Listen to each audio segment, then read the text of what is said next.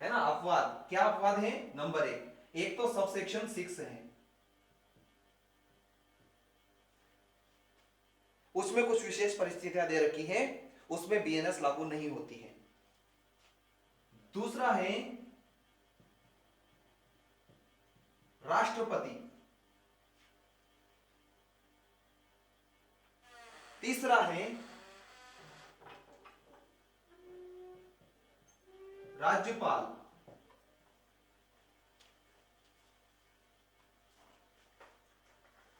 कैसे? इसको हमें आर्टिकल 361 के साथ पढ़ना पड़ेगा। आर्टिकल 361 कौन सा? इंडियन कॉन्स्टिट्यूशन का आर्टिकल 361, जो हमें यह बताता है कि राष्ट्रपति महोदय और राज्यपाल महोदय जब अपने पद पर हैं तो उनके विरुद्ध कोई भी दंडिक कार्रवाई ना तो चालू रखी जाएगी और ना ही संस्थित की जाएगी। जब संस्थित नहीं की जाएगी, चालू नहीं रखी जाएगी, तो यह आपराधिक विधि बीएनएस, कौन सी? बीएनएस, ये कैसे लागू हो सकती है? तो बिल्कुल नहीं हो सकती है। फिर क्या और कोई अपवाद है क्या? कुछ और लोगों को छूट मिली हुई है क्या जिस पर बीएनएस लागू नहीं होती है? तो हां, मिली हुई है। कौन कौन से? देखो, और कौन हो सकते हैं? और है विदेशी सम्राट,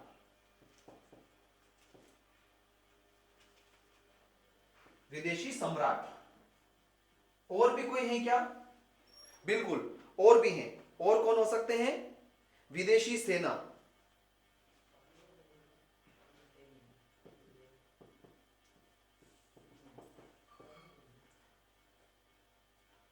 और कौन हो सकते हैं?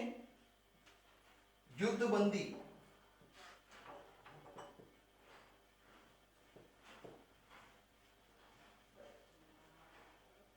और राजदूत।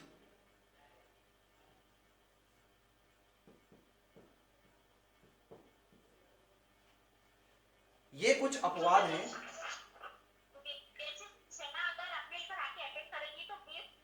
बस वहीं पर मेरे क्वेश्चन का या मेरे कॉन्सेप्ट का अगला भाग शुरू होता है।